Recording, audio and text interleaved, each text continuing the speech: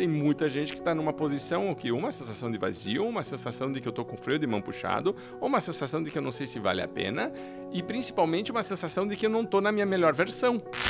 Acho que estudar um pouquinho mais aprofundado qualquer assunto faz com que você naturalmente comece um caminho de progressão, uma jornada, que é diferente de eu só ficar consumindo pílulas de informação. Eu preciso passar pelo caminho, que eu vou chamar do caminho da maestria, que é de começar pelos fundamentos, pelo básico, por uma parte que é chata, que é uma parte que é mais árida, e tenho que ter consistência, né? Então, se eu quero tocar piano, eu vou ter que tocar, fazer escala por muito tempo. E vou ter que sentar no piano, não adianta ficar assistindo vídeo de como tocar o piano. Essa questão de eu poder ter propósito e poder ter lucro abre tantas possibilidades e, particularmente, se você olhar o que está precisando mais no mundo, eu diria eu preciso de mais empresas com propósitos claramente definido, mas fortes. Porque senão elas existem, mas são fracas e elas não têm impacto. Ou ela tem um impacto num número muito pequeno de pessoas. E se eu tenho um propósito muito claro, eu quero influenciar mais gente. Então eu preciso da ferramenta forte que é o dinheiro. Lembre que a tua principal prioridade é fazer com que a principal prioridade seja a principal prioridade. Tá? Eu uso muito a analogia, você usou uma imagem que eu uso da pessoa se autoesculpindo, mas quando perguntaram para Michelangelo como ele tinha feito Davi, né? E se você não foi para Firenze ainda, vá para Firenze, na Itália, e veja na academia, acho que está a estátua de Davi, ela é impressionante. E ele falou, Davi já estava na pedra. Eu tirei tudo que não era Davi. E eu acho isso tão forte. Muito forte. Tão forte. Então, e é uma das coisas que eu digo muito para as pessoas. A gente não tem que fazer mais coisas, não tem que colocar mais. Tire. Simplifique e tire tudo que não é Davi. O que é Davi para você? Que é, entre o momento que acontece alguma coisa, a nossa resposta, existe um espaço, no espaço existe uma escolha, e na escolha reside nossa liberdade, que é importante, e nosso crescimento. Se eu não opto por escolher, eu não tenho nem liberdade e nem crescimento. E a gente quer as duas coisas. Então entenda que existe esse espaço e que a qualquer momento você pode tomar essa decisão e dizer, vou ser um pouquinho melhor.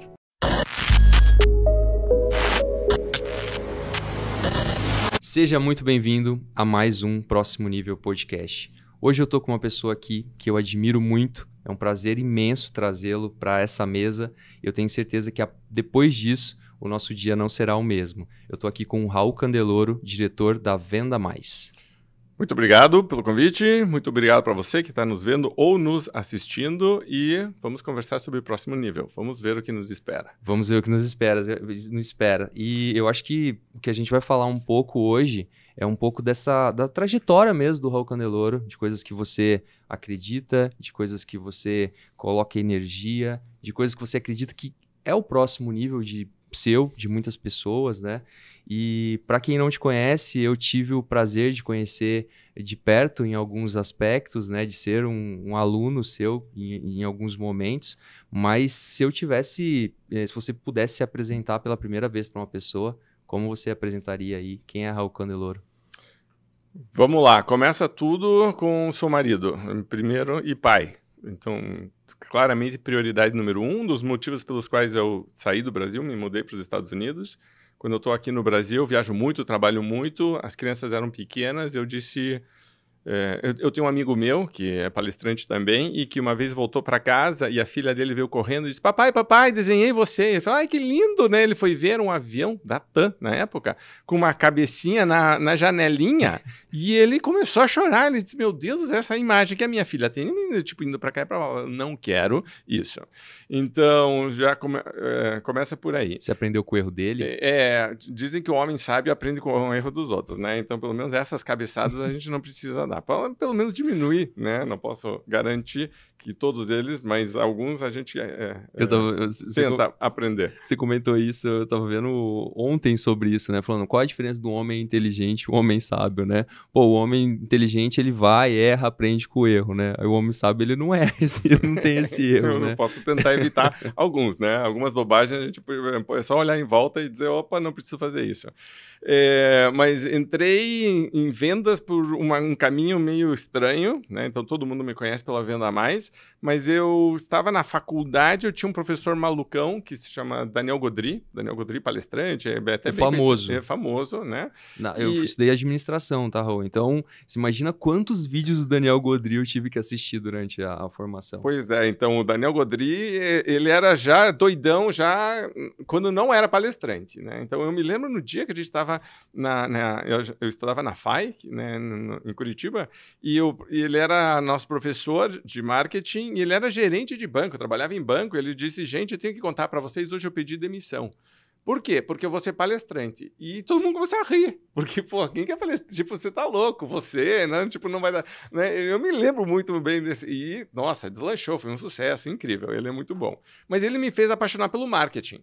Porque eu já estava indo para finanças, eu ia trabalhar em banco, em corretora, sempre fui bom com números, eu estava indo para esse lado forte e ele me levou para o outro lado. E aí eu disse, gostei de marketing. Dentro de marketing, fui trabalhar com marketing direto, porque eu não queria só fazer campanhas que... branding, por exemplo, de posicionamento na mente. Eu dizia, eu quero saber se aconteceu alguma coisa. Eu queria medir o resultado. E aí, fizemos um anúncio, e daí? O que aconteceu? E aí eu fui trabalhar com marketing direto. Quando eu comecei, eu estava trabalhando numa agência de propaganda, em Curitiba também, e eu fui demitido 2 vezes. Você era redator, né? Eu comecei como atendimento, porque, Tá. né, tipo, aí que vem a parte interessante, porque o primeiro cliente que me contratou, eu fui no cliente visitar, fechei no Cigatá, e aí eu fui visitar os vendedores da loja para ver como é que eles vendiam, porque eu queria brifar o nosso redator. Era um cara que fumava maconha, chegava bêbado, se achava criativo. E eu olhava aqui e dizia, meu Deus, que coisa pouco profissional, tá errado isso aqui, né? E aí eu fui, para dizer, eu vou passar o briefing direito. Eu fui falar com os vendedores da loja para dizer, e a gente vendia mármore, né? Tipo, vendia pedras, a gente, né? O cliente. E aí eu fiquei lá, passei a tarde, e quando eu voltei, o chefe, o dono da agência, ficou louco. Falou, o que você está fazendo? Você não tem que se misturar, a gente vende espaço, a gente é comissionado por né, compra de páginas, inserções no rádio. E eu falei, e se não vender, o cara não compra de novo, vamos vender muitos anúncios, mas vamos, né, vender. Não é tua função, não sei o que, tá mal. E ele falou, se você fizer isso de novo, eu te demito. Obviamente fui demitido, então já sabemos por onde evolui essa conversa. Mas aí então comecei a me aprofundar nessa história, como é que mede resultado, fui para marketing direto.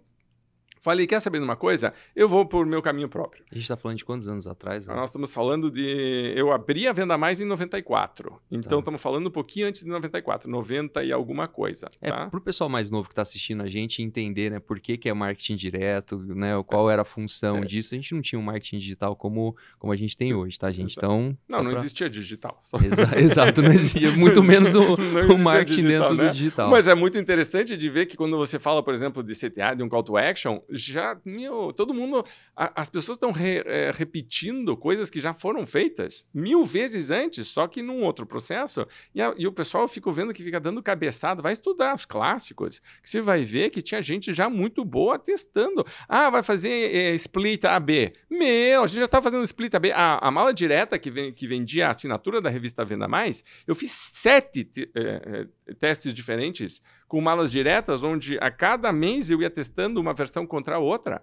E aí ficava uma vencedora, eu incorporava elementos da que tinha perdido e fui fazendo e fiz uma mala direta que vendeu muitos e muitos milhões de reais. E ficou como...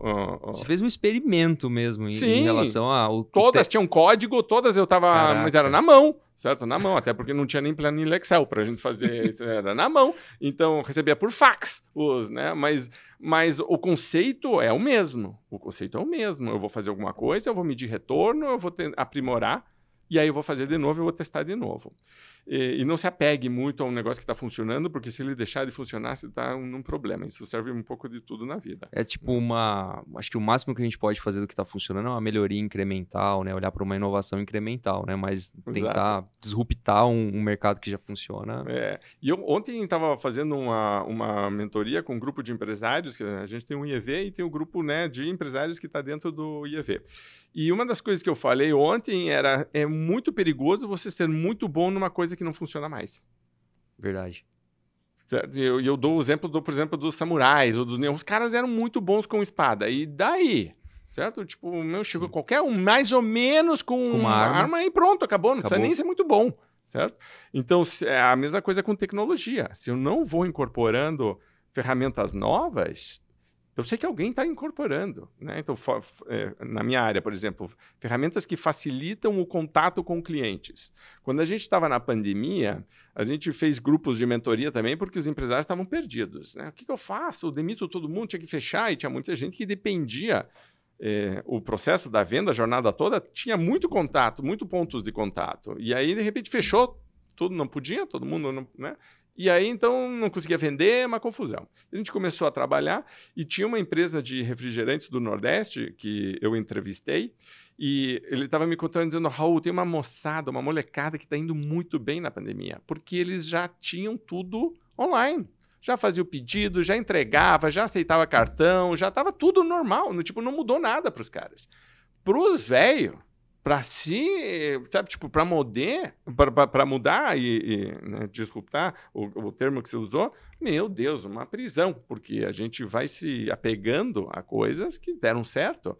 E não é você negar a importância do que aconteceu. Você constrói em cima. Sim. Tá? Mas senão a gente ainda estaria usando o fogão a lenha. Mas essa importância de construir em cima, muitas vezes dentro da inovação, a gente olha para esse campo isolado mesmo, como se fosse um teste novo. Então, muitas empresas, eu tive a honra de ter uma mentoria com o Lehman. E aí, dentro dessa mentoria, ele falou dos objetivos estratégicos que estavam no grupo AB InBev, o que eles estavam fazendo. E a gente teve 1 hora praticamente de mentoria toda voltada para a tecnologia que ele estava aprendendo como fazer. Ou seja, o entusiasmo dele naquele momento pouco foi sobre grupos de bebidas, de aquisições e tudo mais, mas sim num braço de inovação que surgiu antes da pandemia, onde a camada tecnológica deles estava sendo desenvolvida a passos largos e eles já estavam olhando isso. Isso eu estou falando de dados passados, tá? Isso já é uma verdade. Hoje existe um marketplace dentro da Ambev, os vendedores não são mais vendedores, hoje eles são consultores, eles não tiram mais pedido, todo pedido é feito via plataforma. Mas por quê? Começou com uma inovação isolada, dentro do processo deles, a operação estava funcionando normal. Só que isso já estava acontecendo. Ou seja, a dor deles foi menor do que de muita gente. Acho que foi o caso desses alunos seus, dessas pessoas que chegaram e falaram, o que eu faço agora? Porque eles não estavam nem começando um estado adaptativo, por exemplo, do que estava acontecendo. E, inclusive, resistentes. Resistentes à mudança, exato. Porque se ainda tivesse neutro ou pró, pelo menos eu estou aberto, vamos procurar opções. Mas não, as pessoas estavam lutando contra e brigando com o prefeito, porque o prefeito mandou fazer a quarentena. Mas, meu amigo, estamos no meio da... Entenda que o cara, em vez de entender que existiam canais, muita gente se levanta, né? Tipo, hoje vai ter o evento em São José do Rio Preto. Eu vou perguntar, quem aqui passou pela pandemia e aprendeu muito e teve a oportunidade de revisar e melhorar processos? E você vai ver que todo mundo vai levantar a mão. Alguns foram no tapa. Alguns foram no forceps, na porrada, assim, e outros que disseram, ótimo, normal, porque eu já continuei o meu curso, né? Acho que foi o mesmo Lema que disse que se sentia um dinossauro às vezes. Exato. E aí tem uma pergunta que eu faço que é, como você lida com o sucesso dos outros? Tá? Então, como que eu lido com o sucesso dos outros? Ele me inspira ou ele me desmotiva? Porque tem gente que se desmotiva, e aí vem a parte da inveja, de começar a desvalorizar o sucesso dos outros, a justificar o seu insucesso, etc. E tem que ter uma reação. Como que eu lido com o meu próprio fracasso? Tá? Então, eu tenho que aprender a lidar com isso. É uma lição, é um processo de aprendizagem, uma coisa que não deu certo, ou sou eu que não tenho valor? Então, tem todo um processo. E agora eu começo a olhar também, o que acontece quando eu me sinto como um dinossauro? Como eu reajo a isso? Porque se eu começo uma repulsa em relação aos avanços, seja qual for, eu vou cada vez diminuindo a minha área de vida. Né? Então, isso você vê, por exemplo, nas mídias sociais. Eu passo a seguir menos gente, eu já não assisto a alguns canais, eu não assisto a alguns programas, eu não vou a alguns lugares, eu não falo com algumas pessoas, eu não leio alguns livros. Quer dizer, eu vou me apequenando, na verdade, porque eu estou numa postura muito desconfortável em relação a tudo aquilo. Minha área de conforto é cada vez menor. Não é, de verdade, um futuro promissor que você pode olhar para uma pessoa assim. Ela vai meio que se encastelando, mas cada vez pequenininha, porque ela se acha a senhora daquele universo. E aí você diz, na verdade, está limitando muito o teu crescimento. E se está numa posição de liderança, é mais complicado ainda, porque isso reverbera, isso repercute, isso influencia decisões. Ontem a gente estava falando na mentoria sobre o uso de CRM, por exemplo. Quase 50% das empresas que a gente entrevista continuam sem CRM. Né? 2023. Estamos em 2023. Eu tenho um site chamado Seostec Brasil, que começou como uma forma de ajudar, né? Porque pelo menos encontrar o CRM correto. E quando a gente faz lives, ou, né, o podcast com o pessoal de CRM, eles continuam dizendo, a gente continua tendo que defender por que alguém deveria ter um CRM. Né? Então, e você vê que não é uma ferramenta nova, e não é nem cara, está facilmente acessível. Assinatura, tudo modelo por assinatura tudo é super hoje. Tranquilo e você começa a ter informações que validam e facilitam muito o próprio custo, o próprio investimento. Mas eu acredito que esses velhos empresários, e velhos não de idade, mas aqueles que não se adaptaram, né? Eu falo bastante sobre autodisrupção. E isso eu faço uma analogia de 2 modelos mentais. Um modelo mental onde acontece uma mudança, eu me adapto. Ok, é necessário para o ser humano, senão a gente já teria sido extinto há muito tempo. Só que tem um segundo modelo mental que é o da autodisrupção. Eu não espero a mudança acontecer, eu sempre busco ser a mudança dentro desse processo. E aí eu consigo me reinventar, estar em um estágio de reinvenção sempre. Mas eu costumo comentar que esses velhos empresários, eles são parecidos com professores também, que eram aqueles professores que a gente tinha uma imensa admiração pela quantidade do conteúdo aprendido, mas eram ao mesmo tempo aqueles que falavam, cara, esse é um exemplo de uma pessoa que eu não quero ser, que ela se fechou num quadrado, que ela sabe o que ela sabe já e ela não aceita opiniões diversas, né? Se você for olhar, é capaz de estar dando a mesma aula. Exato. Há 4, 5 anos. Quer Exato. dizer, não pode, né? Isso é interessante. Se voltar um pouquinho, eu tinha, acho que, 18 anos e na época tinha um programa na Globo que se chamava Globo Esporte. Não, Esporte Espetacular. Esporte Espetacular. Que era os domingos. Domingo. Isso. E eu estava assistindo com meu irmão. Acho que ainda tem. A gente não assiste TV, mas acho que ainda tem. Aí, estava assistindo com meu irmão e tinha uma prova no Havaí que se chamava Ironman. E tinha acontecido, já não era a primeira edição, mas o que aconteceu é que, se eu não me engano, o nome dela era Julie Moss. Ela era uma triatleta famosa e profissional, ela está ganhando a prova e nos últimos quilômetros da maratona começa a falhar a perna, ela não consegue andar, começa a cambalear, mas ela, guerreira, levanta e continua. E aí ela começa a sangrar, que as mulheres, né, começa a ter perda de sangue e uma hemorragia, e com o suor aquilo vai escorrendo pela perna, certo? E se você olhar de fora, você diz, meu Deus do céu, que coisa absurda, por que uma pessoa faria isso, né? E ela vai, e a pessoa que está em segundo, que eu não lembro quem era, passa ela. E ela não pode ser ajudada, porque se ela for ajudada, ela é desclassificada. Então as pessoas chegam e ela diz não, certo? E ela vai engatinhando e tal. E ela consegue terminar. E eu me lembro de assistir aquela prova e dizer, meu Deus do céu, eu tenho que fazer esse Ironman. E meu irmão estava do lado dizendo, meu Deus do céu, nunca vou fazer um negócio desse na minha vida, não, nem a pau, certo? E, né, e você estava contando aqui do cara que estava deprimido e foi surfar, né, por exemplo. E eu acho que tem muita gente que chega na beira da praia e diz, nem a pau, que eu vou pegar uma prancha e vou pegar uma onda e vou... Não, certo? E tem gente que vai dizer, meu, isso é a minha vida, eu adoro, certo? Então, no fundo, eu acho que muito do que acontece, eu tenho um outro conceito que eu gosto muito, que é o do Ikigai, que são 4 áreas, né? O que eu gosto de fazer, o que eu sou bom de fazer, o que me dá dinheiro e o que traz impacto, precisa, né? Que dá um impacto positivo que o mundo precisa. Quando eu encontro esses 4, eu acho que o meu processo de evolução é natural.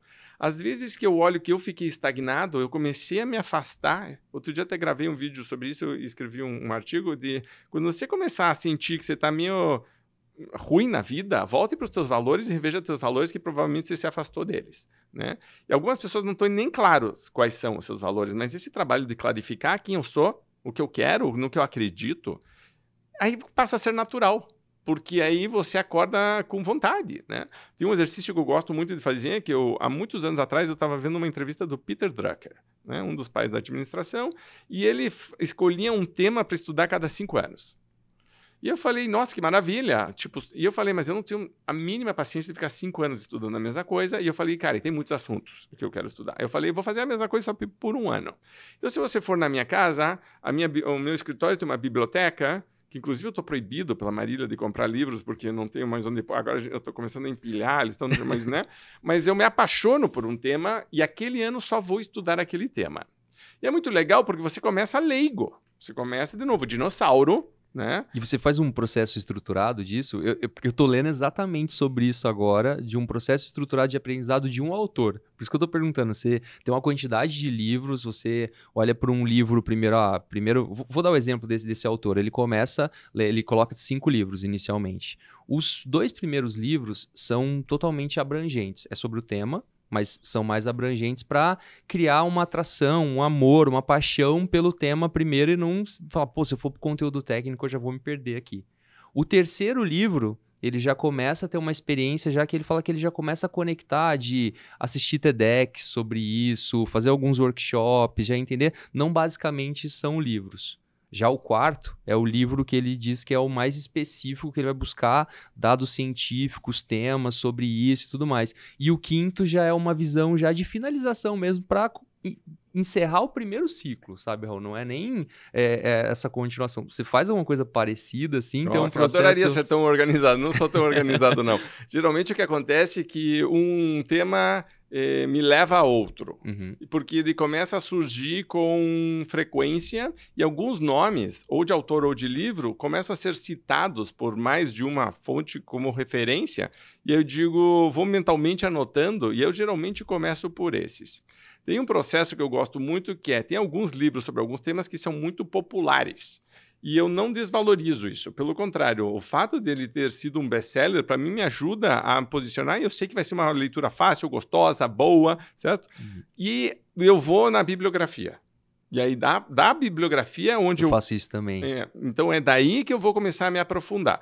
E então, o primeiro livro, geralmente, é um livro mais popular, fácil, gostoso de ler, mas eu já tenho, geralmente, por causa do ano anterior, uma linha, mais ou menos, do que eu quero. E, geralmente, começo... Aí, uma vez eu estava com... A gente estava num evento da HSM e o Jim Collins veio palestrar. Né? A gente entrevistou ele para Venda Mais, então tivemos acesso a ele. Foi muito legal. Mas ele dizia que, para todo lugar que ele ia, ele tinha uma pergunta. Né? E ele falou, dessa vez eu não tenho uma pergunta para o Brasil. Eu não sei o que está acontecendo, mas eu acho que ela vai surgir.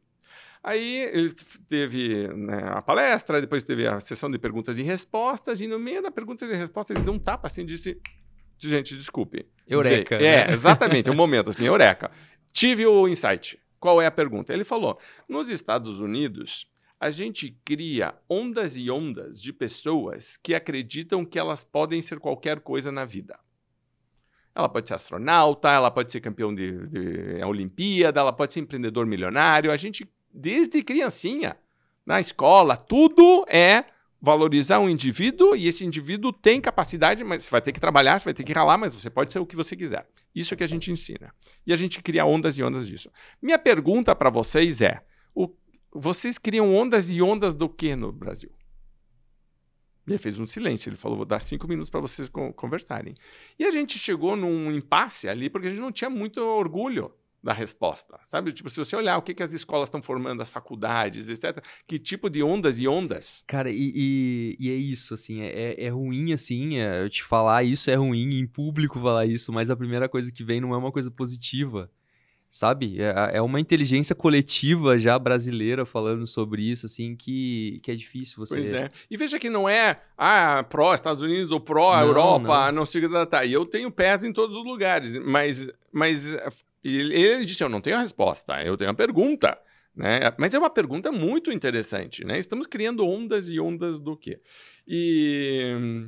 Quando eu penso nisso, eu penso também, então, por exemplo, quando eu estou estudando, eu estou criando ondas também. Então, que ondas eu quero criar?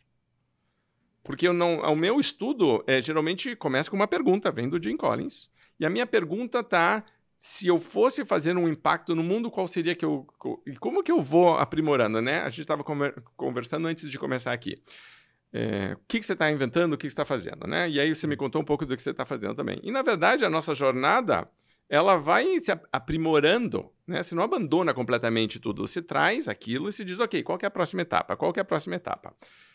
E se você voltar, começa a ficar tudo muito interligado, porque a gente está no nosso Ikigai. A gente sente quando a gente está, a gente sente quando a gente não está, a gente sente quando está alinhado com os nossos valores, quando está tendo impacto.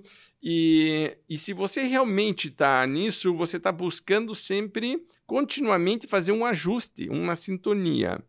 Quando você começa a estudar muito algum assunto, você começa, por exemplo, o pessoal do som aqui. Eles devem ter equipamentos que para nós não fez o mínimo sentido estar aqui, mas para eles faz muito sentido. O cabo, por que ele está ali, por que ele usa tantos monitores, etc. Para nós. É que nem aquela história dos esquimós, que acho que tem 14 palavras para neve, e nós falamos neve e gelo, e pronto, acabou. E para eles, não, espera aí. Não, e é aquela plaquinha, assim, o Fábio pega e fala pra mim, essa plaquinha aqui custa 5 mil reais. Eu falo, mas por que custa 5 mil reais? O que tem nela, né? É muito doido. Mas quando você começa a se especializar, você quer ter isso, né? E a gente é com isso com o conhecimento.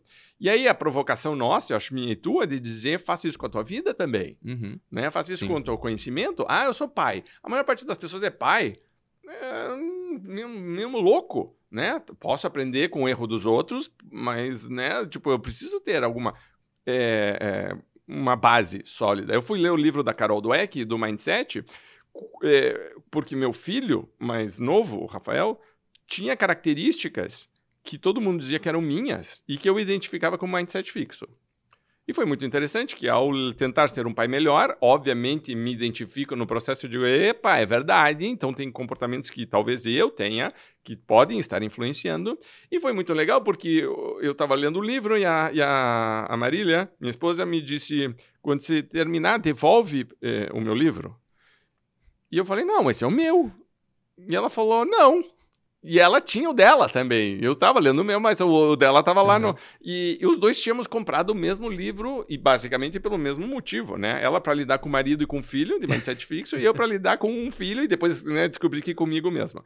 Mas essa busca de aprimorar, né? E de não se acomodar com o que está acontecendo. Seja com o sucesso, que muita gente se acomoda no sucesso, e aí é um problema também. Seja com você começar a aceitar questões de que, meus pais eram pobres, ou eu sou pobre, ou eu tenho que pegar o ônibus, então eu não posso estudar, eu não tenho dinheiro para não sei o que datar, eu não tenho tempo para ir para academia, eu não tenho não sei o que datar. Tem um monte de justificativas, e tem gente que está passando pelo mesmo processo e disse, não, eu vou ralar, eu vou dar um jeito. Eu não quero, certo? E se talvez não for para mim, vai ser pelos meus filhos, certo? Mas é uma causa, assim, do tipo, é um reason why, é por que estamos fazendo isso? E aí, inclusive, a vida fica mais gostosa, mesmo que você tenha que passar por situações que a situação isoladamente talvez não seja a mais agradável do mundo, como você, na verdade, está construindo algo, você diz, eu vou.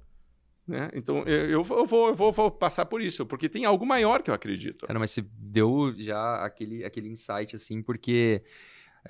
se você fosse simplesmente falar para a pessoa que te disse isso, falar, seu filho parece muito com você, num padrão normal hoje de sociedade, o pai ele pega e olha e fala, pô, tá o pai, tá o filho, né? Ele não olha que isso pode ser um mindset fixo. Pode ser alguma coisa que em algum momento você passou por isso e fala, pô, ele não precisa passar. Mas o pai, na aceitação ou não aceitação de um estado de mudança, ele simplesmente ele fala, é meu filho aqui, sou eu, é isso mesmo, ia nascer diferente. E aí você, acho que eu vi uma palestra sua de uma vez, que você posta aquela estátua, né, se esculpindo, se auto-esculpindo, né? Eu até, olha, parei para pensar agora, nem sei se faz sentido, tá? Mas minha tese de autodisrupção, minha tese de buscar esse autoconhecimento, acho que é isso, assim, sabe? De ficar se esculpindo e falar, não vou esperar ninguém vir aqui me dar né, pegar um prego aqui e começar a martelar para me esculpir. Eu tenho que fazer isso, né? Então, bem legal, isso é legal. E se você parar para pensar, não sou uma pessoa muito religiosa, mas acredito em algo maior. E se você parar para pensar, estamos aqui, não seria também uma consequência natural, já que estamos aqui, vamos fazer direito? Muito, muito, muito. Né? Basicamente seria isso. Para mim, a sequência natural. Nos deram vou falar a palavra certa, que eu acho que é uma dádiva. Estamos aqui. E aí? Tipo, então faça direito, pô. Né? Tem um filósofo russo, eu não me lembro o nome dele, acho que vou assassinar a pronúncia, mas é Tchorkaev, que dizia que você vai ser condenado a viver de novo enquanto você não viver corretamente. E eu acho isso muito poderoso, porque você vai voltar e você vai passar de novo por isso aqui. Então já faça agora, já resolva agora. Né? Ken Wilber fala isso, né, na visão integral, né, que a vida ela é uma espiral de crescimento. Então você pode ter passado, entre aspas, de fase em algum momento da tua vida, mas alguma coisa você não quis olhar. Cara, isso vai voltar. Seja em outra vida, como o filósofo disse, ou em outro estágio de consciência que talvez você vai estar evoluído para o que antes era muito difícil para você consegue passar por cima disso. Mas aquela coisa que era aprender a falar não, se posicionar quando necessário, coisas simples, vai voltar. Vai falar assim, e aí, quando você vai conversar com seu pai sobre isso? Sim. Quando você vai falar com sua mãe sobre isso? E note como eu tenho que chamar a responsabilidade, porque eu vou ser protagonista nesse processo ou vou estar olhando como né? Coadjuvante, né? Então, e é uma postura um pouco mais proativa em relação a algumas coisas da vida. De falar, de se posicionar, e você pode fazer isso de maneira muito elegante. Não nos ensinam isso. Não nos ensinam isso. Nós, homens normais, tradicionais, não nos ensinam a falar de sentimentos. Sim. Né? A gente vai para o boteco e bebe cerveja com os amigos e fala de tudo, menos disso. E de vez em quando alguém pode tocar algum assunto, ou os outros amigos vão começar a tirar sarro, que é o jeito masculino de lidar com porque é uma tensão. Certo? Tipo, como que eu lido com isso, né? E precisa evoluir, porque senão você depois, uma hora, você vai se pegar, e que a gente estava conversando, que tem muita gente que está numa posição que uma sensação de vazio, uma sensação de que eu estou com freio de mão puxado, ou uma sensação de que eu não sei se vale a pena, e principalmente uma sensação de que eu não estou na minha melhor versão. Né?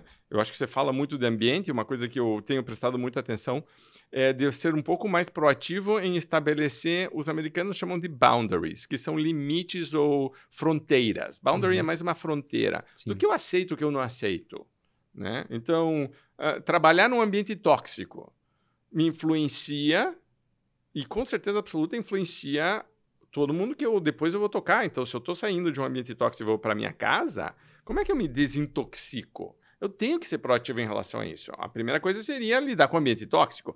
Às vezes eu não consigo por algum motivo. Segunda etapa é dizer, ok, como isso me afeta? Né? Porque senão daqui a pouco eu estou achando que é normal.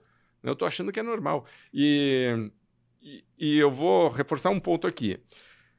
Acho que estudar um pouquinho mais aprofundado qualquer assunto faz com que você naturalmente comece um caminho de progressão, uma jornada, que é diferente de eu só ficar consumindo pílulas de informação. Eu preciso passar pelo caminho, que eu vou chamar do caminho da maestria, que é de começar pelos fundamentos, pelo básico, por uma parte que é chata, por uma parte que é mais árida, e tenho que ter consistência. Né? Então, se eu quero tocar piano, eu vou ter que tocar, fazer escala por muito tempo. E vou ter que sentar no piano, não adianta ficar assistindo vídeo de como tocar o piano, certo? Bom, mas aí acho que a gente entra até nessa parte da criação de hábitos, né? Do estabelecimento de hábitos, que é você fortalecer essa rede neural sua.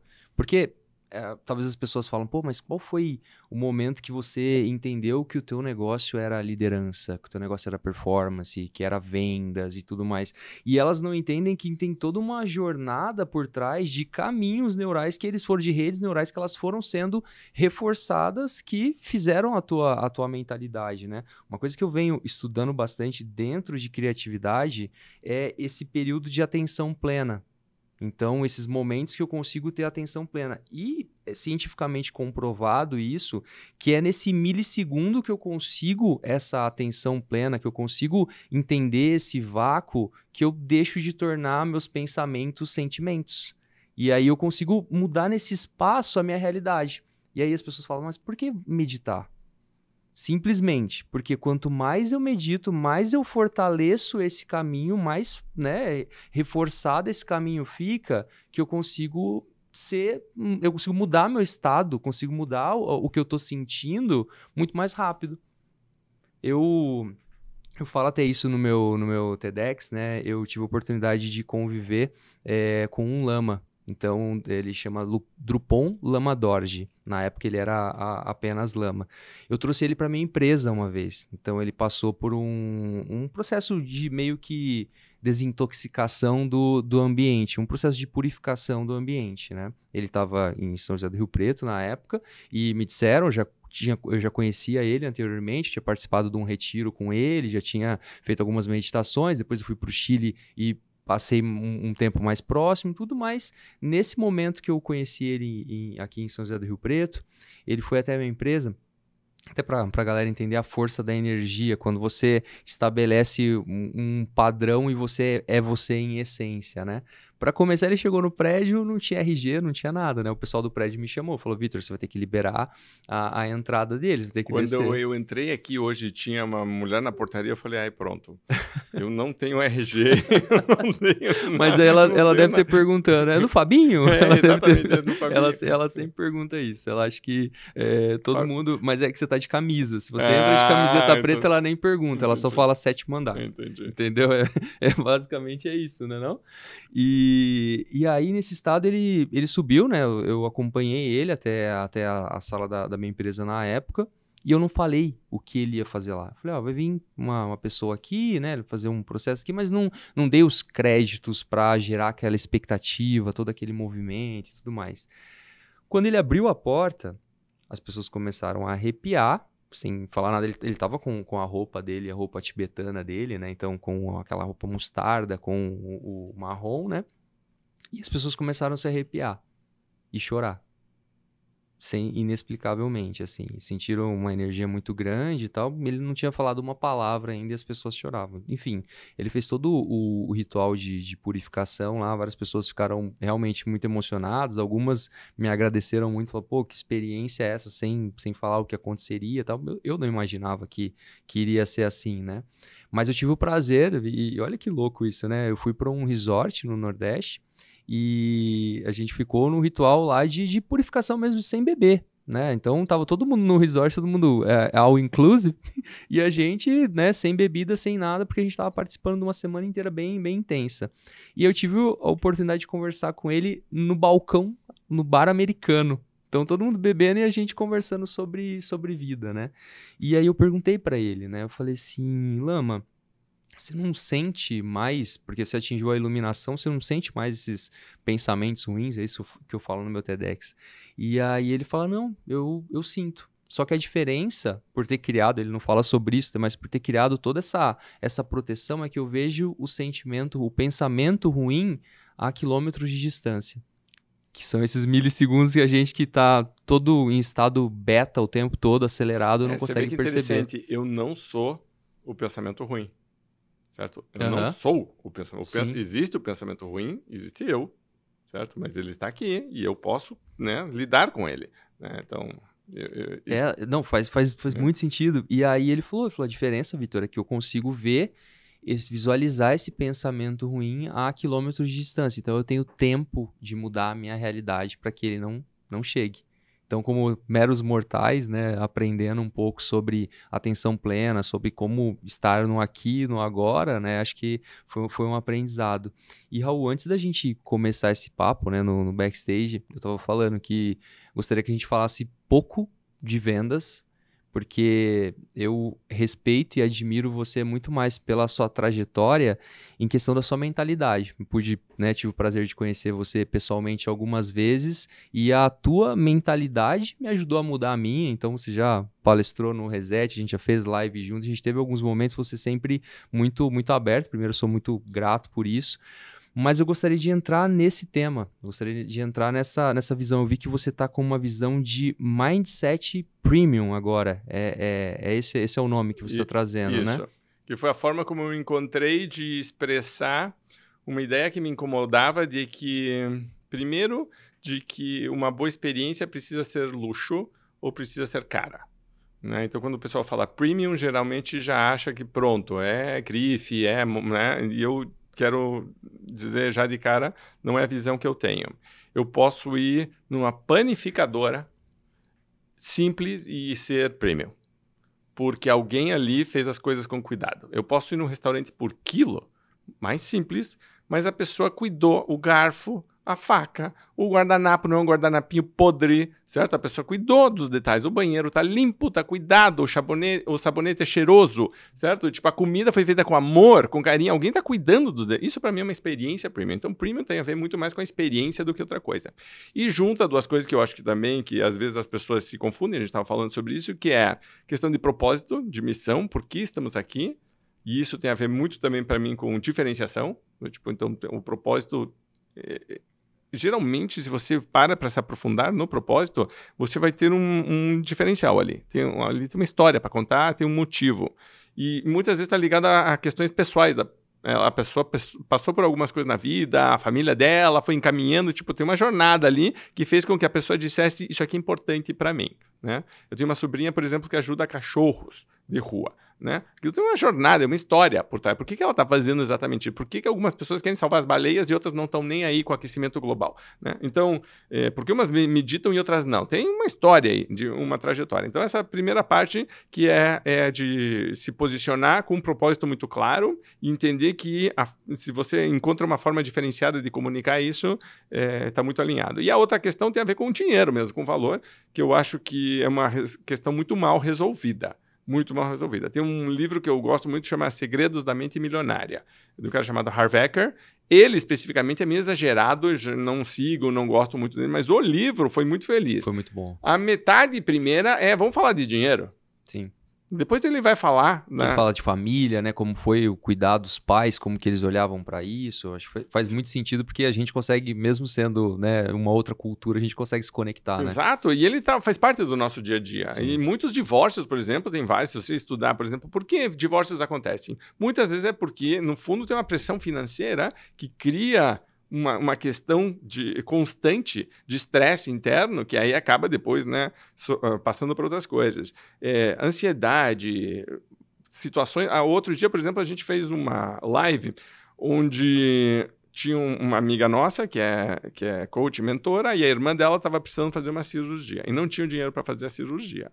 E ela disse, eu posso ajudar a minha irmã, mas né, vai ficar pesado, mas se pudesse... E eu disse, vamos fazer um webinário, vai chamar Fazendo a Diferença, e mostrar que todo mundo pode fazer a diferença.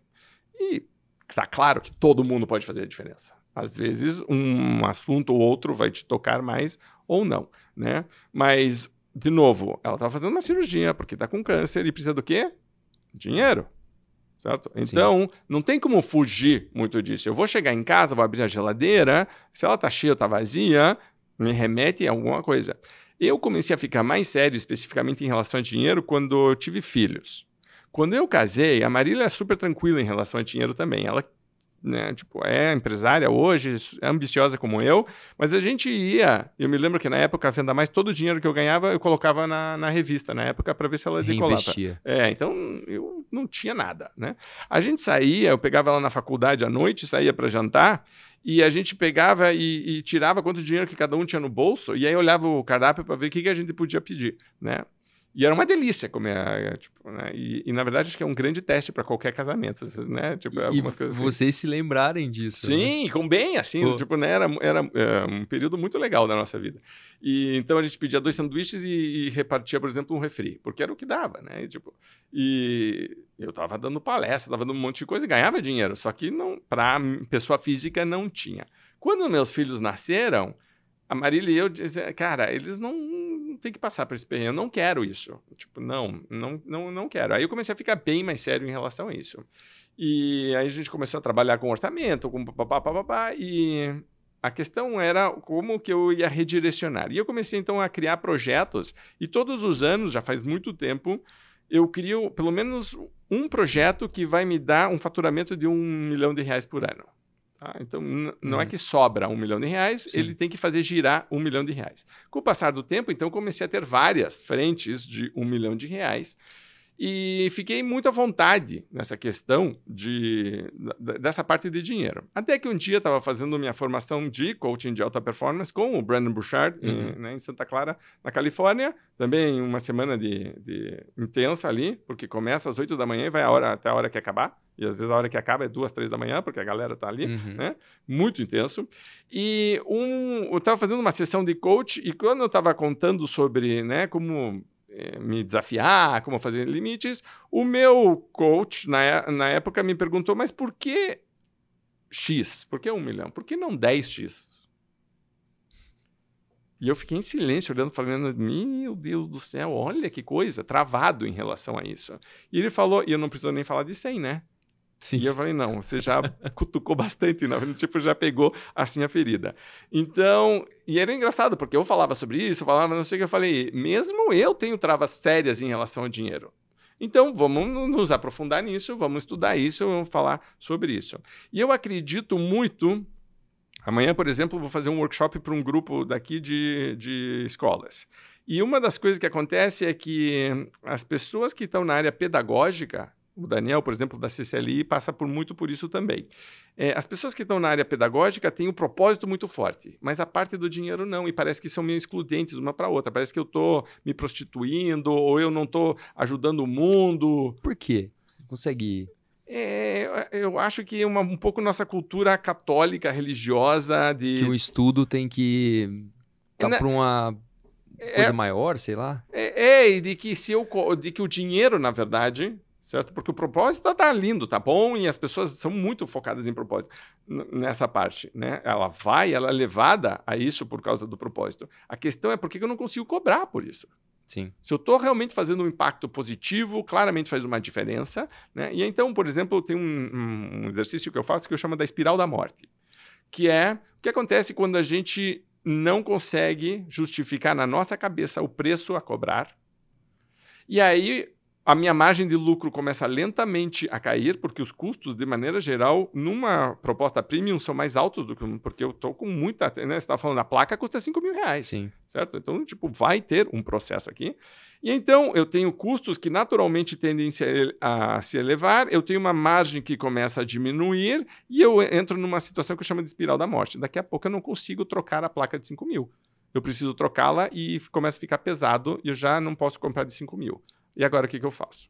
E aí começa um processo que é muito ruim. Se eu tivesse uma margem de lucro boa, eu trocaria a placa normal e continuaria com a vida, perdão. Mas se eu estou num processo de espiral de morte, daqui a pouco eu não consigo pagar direito quem trabalha comigo, daqui a pouco eu começo a ter que mudar de lugar. Né? E a gente estava falando, por exemplo, no ambiente de escolas. Né? Esse grupo, especificamente, está comprando outras escolas que estão em situação complicada. E quando chega lá, não encontra um problema pedagógico, encontra um problema de mentalidade, que acaba afetando, mas o passo anterior é por que não conseguimos justificar este valor? Por que eu acho que sempre tenho que cobrar mais baixo? Porque eu me sinto mal de ganhar dinheiro. Por que o lucro é pecado? Sim. Certo? Esse, para mim, é o grande debate. E o que eu estou realmente defendendo é que se você realmente quer ter propósito e impacto no mundo, você não pode ser deficitário.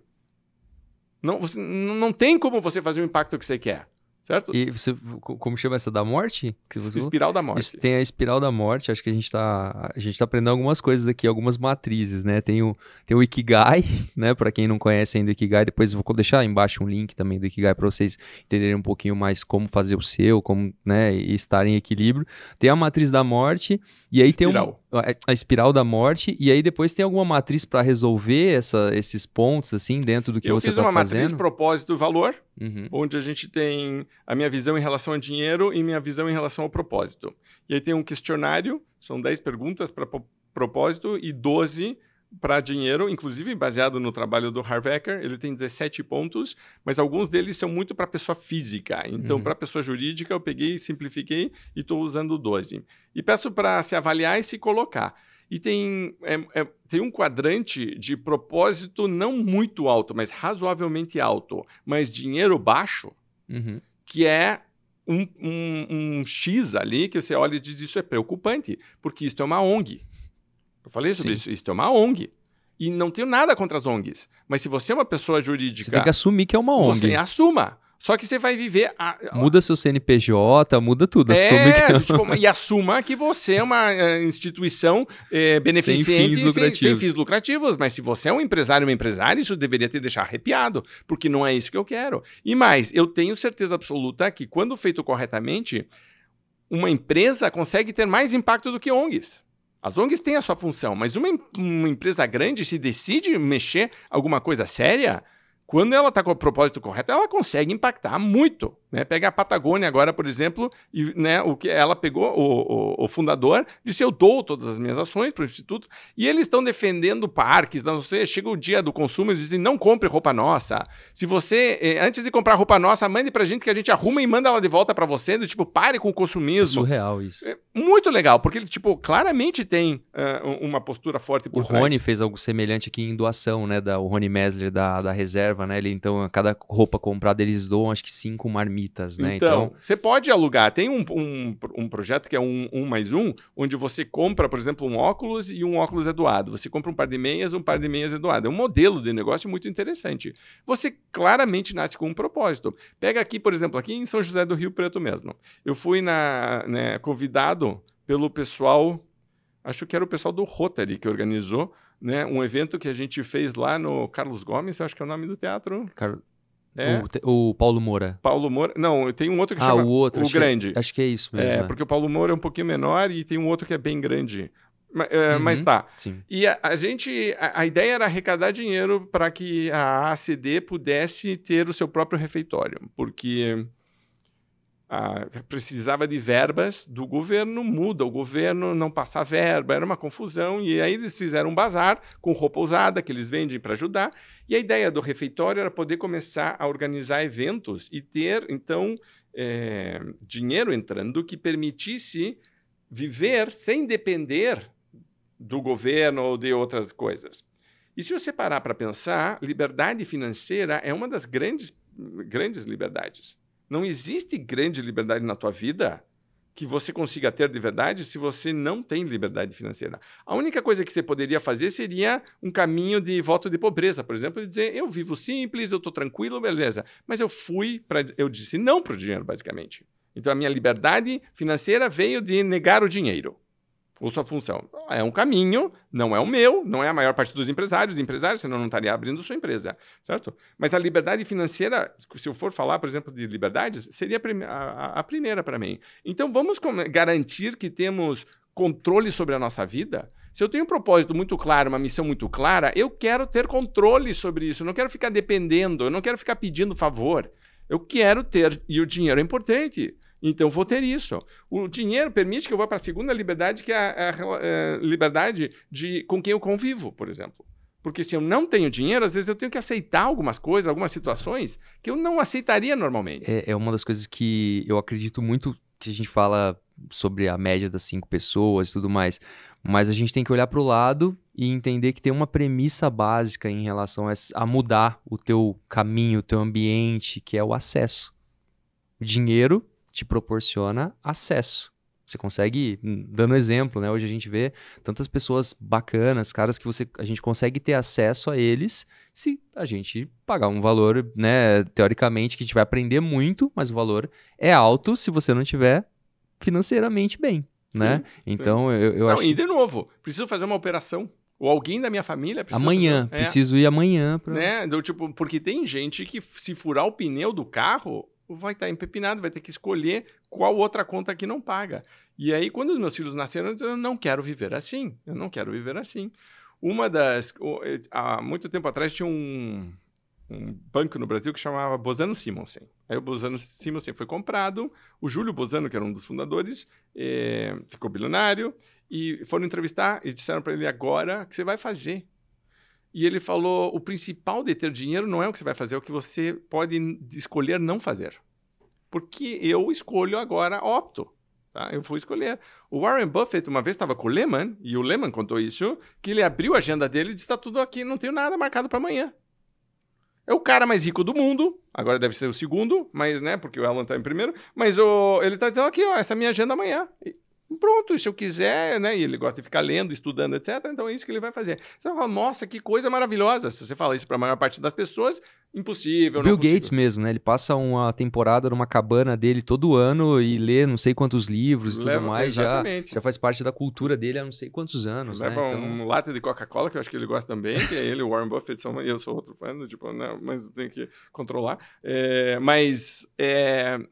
Essa questão de eu poder ter propósito e poder ter lucro abre tantas possibilidades. E, particularmente, se você olhar o que está precisando mais no mundo, eu diria eu preciso de mais empresas com propósitos claramente definido, mas fortes. Porque, senão, elas existem, mas são fracas e elas não têm impacto. Ou ela tem um impacto num número muito pequeno de pessoas. E se eu tenho um propósito muito claro, eu quero influenciar mais gente. Então, eu preciso da ferramenta forte, que é o dinheiro. E então, eu estou defendendo muito isso como mentalidade. E aí, volta lá atrás a dizer, quando falava sobre dinheiro na tua família, como era? Não, sempre era ruim. É, aí que tá, Sempre certo? ruim. Do tipo, Sim. era uma mentalidade de abundância ou era uma Não, mentalidade de escassez. escassez ou permanente? Então, é tipo, a gente vai vamos semeando algumas coisas e depois, quando chega um momento na nossa vida adulta, a gente nem nota como a gente foi enquadrado de uma certa forma para pensar em relação a isso, mas isso impacta tudo que a gente porque faz. o que a gente absorve dos 0 aos 7 anos, depois dos 8 aos 12 anos, são formas diferentes de olhar para a realidade. E se a gente não... Eu chamo isso de ressignificação criativa. Se a gente não fizer essa ressignificação criativa no que aconteceu com o nosso passado, porque não tem como apagar o que aconteceu, mas tem como a gente mudar a forma com que aconteceu. Então, eu tive uma infância onde, meus pais não me deixaram faltar nada, mas só que era uma família muito humilde. E aí, eu aprendi muito sobre... Tem duas formas de olhar para isso. Tem a forma de falar, eu não tenho o brinquedo que eu quero quando eu quero. E tem uma forma de visão de longo prazo, onde minha mãe me ensinou isso, que ela falou. Eu lembro uma vez, na época, carrinho de controle remoto, tinha uma Ferrari que eu era fascinado. Eu olhava para ela, essa Ferrari, esse controle remoto e tal, e eu queria muito. E minha mãe chegou e falou para mim, falou assim, cara, agora não tem como eu te dar, mas eu vou te dar. Eu demorei 2 anos para ganhar essa Ferrari. Mas a ressignificação criativa. Eu poderia olhar para um lado, minha mãe não tem dinheiro para me dar isso, me faltou. Mas olhando para um outro, eu aprendi muito sobre o jogo de longo prazo, que as coisas não são... A gente não precisa ser imediatista. Eu aprendi muito em confiança também sobre isso. E amor. Amor, né? de tipo, você não esqueceu. Não foi uma coisa que você olhou pra minha cara e falou assim, não, um dia eu te dou. E toca a vida. Imagine, você que está nos vendo, ouvindo, imagine que a criança diz, eu quero uma Ferrari. E você vai e compra a Ferrari. Quanto tempo, de verdade, vai ter graça a esta Ferrari? Assim, maior que isso, eu nunca contaria essa história se eu tivesse ganhado ela imediatamente, porque aconteceu com outros brinquedos que eu nem lembro, que ela me deu imediatamente e eu nem lembro. Mas esse fato, eu acho que causou tipo, uma mudança muito grande. Então, por isso eu falo muito sobre ressignificação criativa, porque eu entendo que é um processo que a gente tem que começar a olhar para o que de ruim aconteceu e olhar pro extremo e falar, mas foi o pior? Dentro de uma linha de 0 a 10, isso foi ruim, mas poderia ter sido pior. Você poderia não estar aqui, você poderia ter morrido. Sim. Você poderia não ter sobrevivido, você poderia ter passado por várias coisas que é pior do que isso. Vai ter sempre uma visão positiva e note como interessante que você era uma criança na época, então tua visão não é realmente a visão mais completa do mundo, porque você não está formado ainda. Então a tua lembrança pode ser ressignificada com certeza absoluta. Dizer, eu agora como adulto, olhando aquela situação, entendo a minha mãe, entendo a minha posição, entendo a situação como um todo, eu vou ter uma visão diferente. E eu posso sempre extrair coisas positivas. Né? A ponto de situações que você se lembra hoje, de certa maneira, dizer, mas espera aí, isso aí foi super importante na minha formação. Né? E acaba sendo uma coisa positiva. Hoje em si, assim, eu também não te falei isso, né? Mas é meio que um ciclo, assim, que se fecha e se abre, né? E tudo mais, porque a gente se conheceu em 2016, 2017. Esse foi um ano que foi bem punk pra mim, porque eu tive um início de burnout. E eu até falei sobre isso nas redes sociais ontem, eu não sabia por que eu tava falando sobre isso. Eu sabia que a gente ia se falar, mas eu não sabia que as coisas estavam se conectando, tinha um universo todo aí se conectando. E dentro desse processo de burnout, uma das coisas que aconteceu, e depois eu vi que não era o fim do mundo, foi que eu fiquei 1 ano sem o WhatsApp. Mas quando eu te conheci, não tinha nem celular. Não tenho até hoje o WhatsApp. E todo mundo me fala, meu Deus, que sorte que você tinha. Não é sorte, é uma decisão. E aí eu lembro que algumas pessoas me perguntaram, sabe? Alguns clientes, algumas pessoas, cara, mas como você consegue ficar sem um WhatsApp, é teu trabalho e tal? Eu lembrava de você, falava, não, eu tenho um amigo que Não tem nem que celular. que não tem nem celular. Acho que é possível. Tem vida depois disso. Mas essa é a parte da brincadeira, assim. Mas a parte séria, assim, que eu lembrei que era o momento que eu trabalhava. Acho que hoje eu vivo como esse cara que quer buscar mais uma visão integral das coisas, quer olhar para esse quadrante aí e tentar equilibrar as coisas. Mas na época era aquele modelo de sobrevivência. Empresário começando um negócio, tudo que ganhava era para dentro do negócio, então se era salário praticamente, ganhava mesmo tanto que colaborador, tal, porque eu tinha essa visão, ao mesmo tempo que tinha que reinvestir, mas eu tinha visão de construção, de maturidade, de várias coisas que foram acontecendo, assim, que hoje eu vejo assim, cara, por que quase eu caí nessa vala, né, que eu nem sabia que era burnout, acho que eu tô com depressão. Né? Na época eu comecei a estudar sobre, entender o que estava acontecendo, e eu fiz alguns testes e eu falei, não tenho depressão, estou iniciando aí um processo de burnout. E aí foi quando eu voltei para dentro, que tem muito a ver com isso que você falou. Eu já sabia meditar, eu sempre gostei de fazer exercício físico, enfim, eu gostava de ler, eu não lia mais. Você vai se afastando do teu verdadeiro eu. E aí, voltando para o que a gente conversou, assim, de olhar para o Ikigai, né, de olhar para o que você é em essência e que se você não fizer faz falta. E eu vi pelo que eu estava me trocando, que não era só financeiramente falando, financeiro era uma das coisas. E isso veio muito forte agora porque foi na mesma época que eu te conheci, mas o meu nível de consciência era muito menor, eu tô aprendendo muita coisa ainda, né? Mas na época eu vejo que, assim, cara, hoje eu absorvo muito mais porque eu entendo muito mais de tudo que tá acontecendo, né? Mas eu tava com meus 2017, tava 6 anos atrás, tava com meus 27, 28 anos, então... E tem uma época de ralar, né? Vamos falar Sim, a verdade, faz sim. parte do processo, Sim. senão não adianta. Mas, e de novo, voltando pro propósito e pro valor, serve para a vida pessoal também. Não precisa ser excludente, eu não preciso encarnar um personagem que não é quem eu sou. Né? Então, Sim. tem um exercício que eu gosto muito de, quando você vai contratar alguém, coloca os valores da empresa, no que você acredita, com cubos, por exemplo, e mistura com alguns outros e diga para a pessoa escolher quais que ela acha que são mais importantes para ter, sei lá, sucesso na vida ou alguma coisa assim. Tem muita gente que vai pegar valores que são da empresa, vai pegar outros, já é uma discussão interessante. E aí uma pergunta que eu gosto de fazer é, e desses valores aqui, quais você acha que não são importantes, não deveriam receber tanta atenção? E muita gente vai fisicamente tirar alguns valores. Tá? Que se são os valores da empresa, e se você está alinhado com eles, é um sinal de alerta. Esta pessoa está fisicamente levantando um valor e dizendo, para mim, isso aqui não é tão importante. Vamos conversar sobre isso aqui agora, porque isso aqui depois vai aparecer, certo? Eu quero gente alinhada. A forma como a gente expressa prioridades, depois a gente vai... Mas não me diga que isso aqui não é, porque para nós é. Tá? Só que é fácil de fazer isso nos outros. Sim. Agora a gente está dizendo, eu tenho feito isso comigo mesmo, que é voltar. Tem uma ferramenta que eu gosto muito que chama Roda das Atitudes, onde eu pego as atitudes e as pessoas têm que se autoavaliar em relação, por exemplo, aos últimos 30, 60 dias, quanto que você se daria de nota para essas. E aí tem iniciativa, criatividade, persistência, resiliência, uma série de coisas.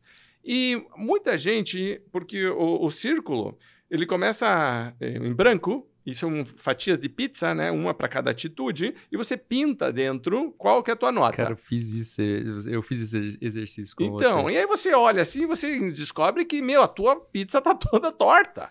E aí, quando você bate o olho, você diz, caramba, cara, isso aqui não é uma vida equilibrada, isso aqui não é uma pessoa feliz e plena. Eu lembro até hoje, você falou assim, porque a minha, assim, tinha um certo...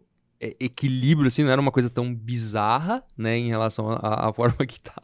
Só que você falou, cara, eu acho que você se culpa demais, porque a tua tá muito pequena. Que nota que você se dá? Tava, tipo, 5, 6, assim, autocrítica tipo, imensa. Tá tudo homogêneo, assim, mas... Tava tudo pequeno, assim. Mas veja como é interessante de você fazer isso. Tem um outro exercício que eu gosto muito, que chama Dia Perfeito. Então, 10 coisas que você fizer no dia, você vai ter um dia perfeito. O dia perfeito deveria ser uma lista de coisas que você controla. As pessoas de baixa performance têm a tendência de colocar coisas que elas não controlam. Então, por exemplo, o tempo tá bom, não peguei trânsito, recebi um elogio, nada disso eu controlo. Então, eu estou terceirizando a responsabilidade do dia perfeito. Eu não vou ter nunca dia perfeito, porque tem que ser uma coincidência do universo de acontecer aquelas coisas. Agora, se eu tenho controle sobre essas coisas, eu já começo a dizer, espera aí, o dia perfeito depende de mim. Já é uma constatação importante. Segundo, o que é que deveria fazer parte dessa lista? Aí as pessoas começam a colocar, e aí tem gente aqui que, por exemplo, que foi mentorado meu aqui em São José do Rio Preto, que quando começa tem uma nota 3 de 0 a 10. E a pessoa tem vontade de chorar quando você está vivendo o dia infernal, não o dia perfeito, né? Tipo, a sequência de infernos. E eu sempre pergunto, de quem é a responsabilidade desta nota? Por que ela aconteceu? E foi sempre porque eu fui deixando. Eu fui deixando, E então eu começo grande e eu vou, de novo, me empequenando. Porque a vida, porque as exigências, a gente é muito bom de justificar isso. E eu digo, vamos fazer o seguinte, vamos fazer um trabalho proativo, protagonista, de verdade, de dizer, vou melhorar essa nota, por onde você começaria? Se tivesse uma delas que você fosse.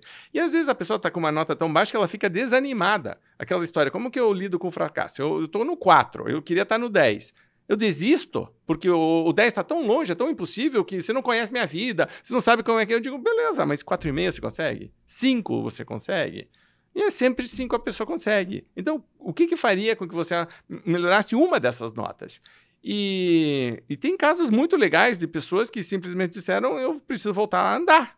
Preciso voltar a ir para a igreja, preciso voltar a meditar, preciso voltar a ler, preciso voltar a dançar com a minha esposa, que foi um empresário aqui de São José, ele falou, eu saía toda quinta-feira para dançar com ela, a gente adorava, e aí eu comecei a trabalhar, comecei no seguinte, isso aí perdeu, e eu sinto muita falta disso. Então vai, porra, por que você não vai? Eu falo, sabe que eu vou mesmo? Sabe, tipo assim, a pessoa, e você já vê a pessoa animada, feliz, sorridente, e diz, meu Deus do céu, por que você foi deixando que isso acontecesse?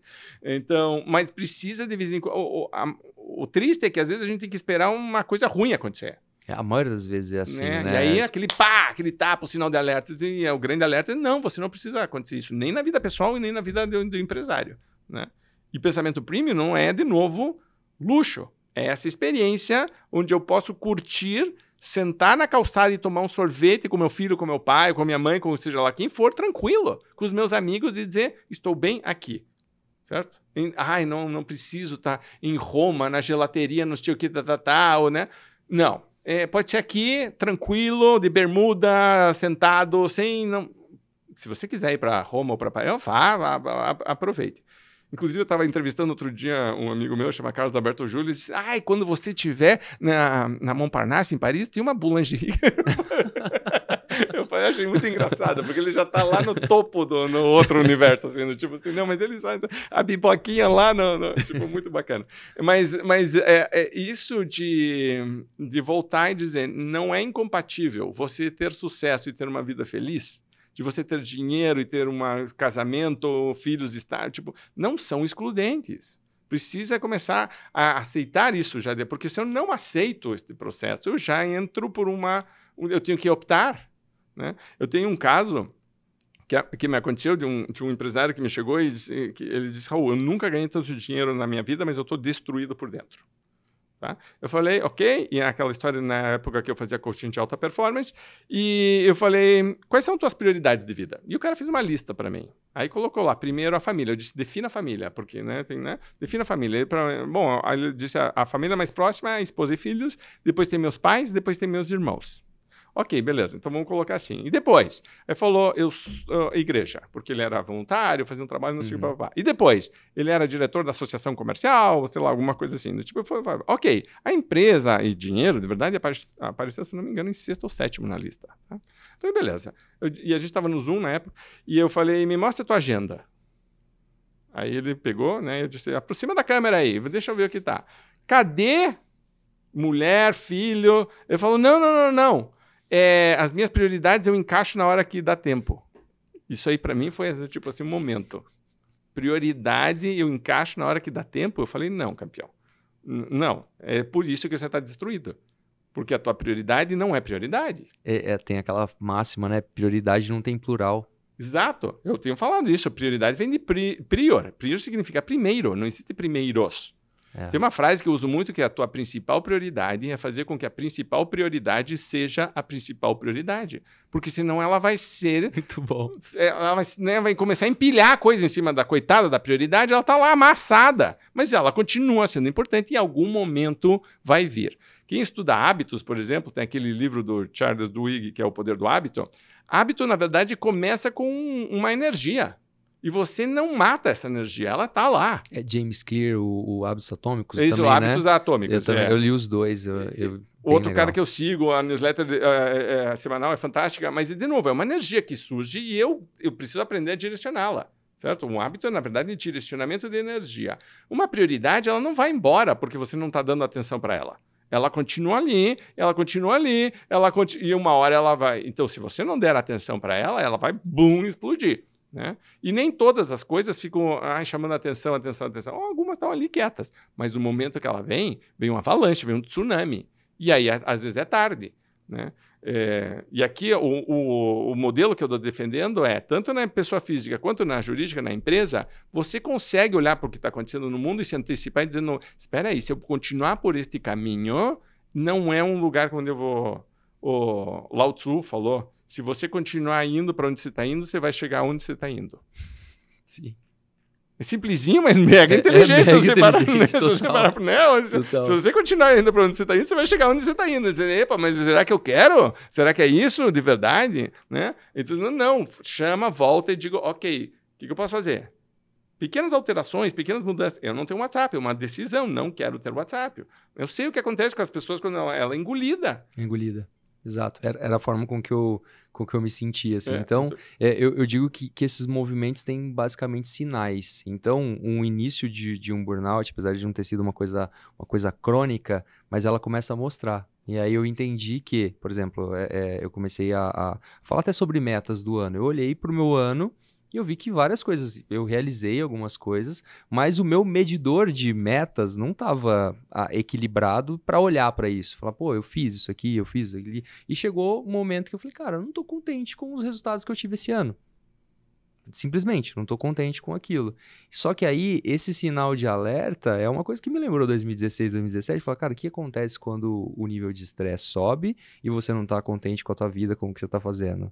E aí, já comecei a fazer totalmente a voltar pro centro. Tem uma coisa que meu professor de boxe, ele fala para mim, ele me contou logo quando eu comecei a fazer boxe, que falou assim, cara, tem lutadores que eles fazem a posição, eles têm a base dos dois lados, eles conseguem mudar de base, mas na verdade eles aprenderam em uma, foram e aprenderam para outra.